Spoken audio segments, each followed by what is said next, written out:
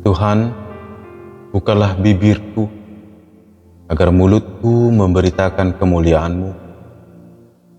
Ya Allah, ingatlah aku sesuai dengan anugerah-Mu. Tuhan, dengarkanlah aku sesuai dengan pertolongan-Mu yang penuh dengan kesetiaan. Kemuliaan bagi Bapa dan Anak dan Roh Kudus, seperti pada permulaan, sekarang dan dari kekal hingga kekal. Amin. Haleluya.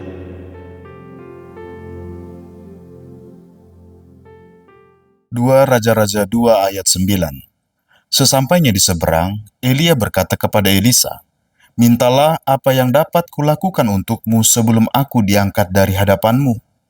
Jawab Elisa, "Kiranya aku mewarisi 2 bagian dari kuasa kenabianmu."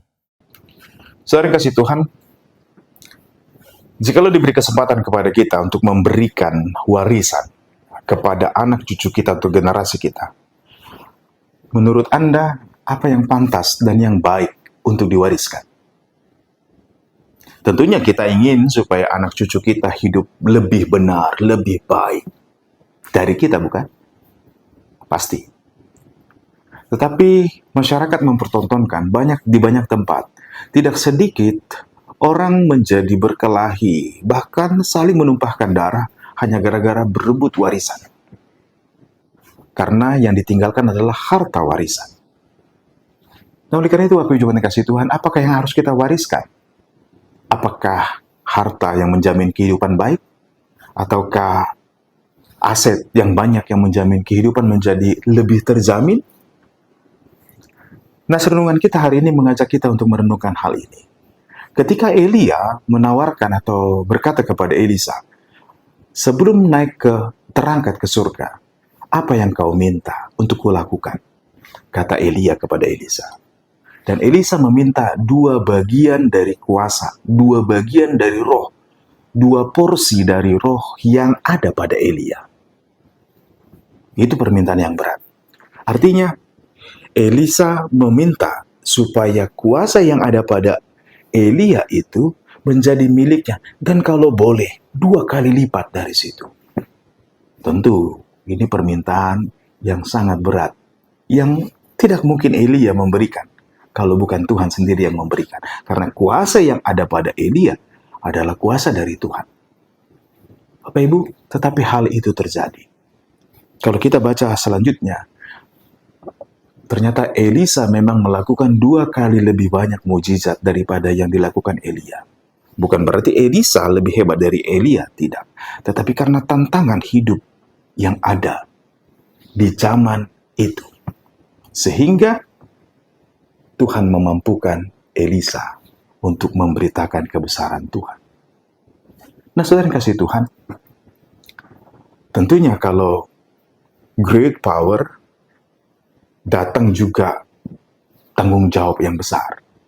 Elisa juga mengalami 2 kali kesusahan yang dialami oleh Elia. Artinya, yang dibutuhkan adalah kuasa dari Tuhan, penyertaan, bahkan pertolongan kekuatan dari Tuhan. Dan itu yang pantas untuk kita wariskan ke generasi berikutnya. Ingatlah bahwa hari-hari ke depan akan semakin lebih jahat. Tentunya yang diperlukan oleh generasi kita, kalau kita menginginkan generasi kita lebih baik dan lebih benar lagi, yang kita perlu wariskan adalah kuasa Tuhan. Bisakah kita mewariskan hal itu? Tentunya kalau Elisa meminta hal itu dari Elia, karena Elisa sudah melihat terlebih dahulu apa dan bagaimana Elia. Karena yang dilihat, disaksikan, dan ketika berjalan bersama Elia, Elisa menyaksikan teladan yang dihidupi oleh Elia. Bukan berfokus kepada dunia atau harta dunia atau pikiran duniawi yang dilakukan oleh Elia, tetapi ada yang jauh lebih dari situ.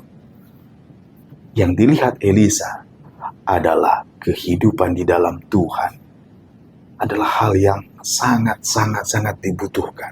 Sehingga itulah yang diminta oleh Elisa. Bapak Ibu, kalau kita mau mewariskan hal yang baik kepada anak cucu kita, mari terlebih dahulu menjadi teladan dari cara pandang kita, pola hidup kita, prinsip hidup kita, yang menghidupi nilai-nilai kerajaan Allah.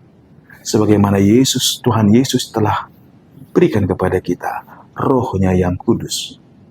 Hidup di dalam Tuhan, hidup di dalam Roh, melewati banyak hal. Kalau kita mau dituntun oleh Roh, berarti kita mau hidup di dalam Tuhan. Bukan untuk menghadapi kehidupan yang mudah. Karena Roh itu adalah Roh Kristus. Bukankah Tuhan Yesus juga menjalani derita salib itu?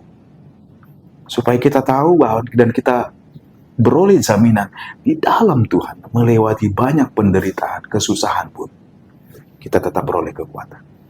Dan Tuhan Yesus juga telah mengatakan, lebih baik aku pergi supaya Roh itu turun atasmu.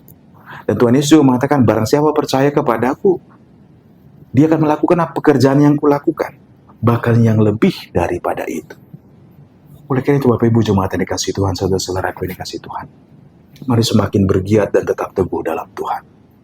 Supaya lewat keteladanan hidup, kita memberitakan kepada generasi kita, hidup di dalam Tuhan, nilai-nilai dan keteguhan hati, ketekunan, kesetiaan di dalam Kristus adalah hal yang sangat amat dibutuhkan, yang perlu menjadi pegangan yang diwariskan oleh setiap generasi.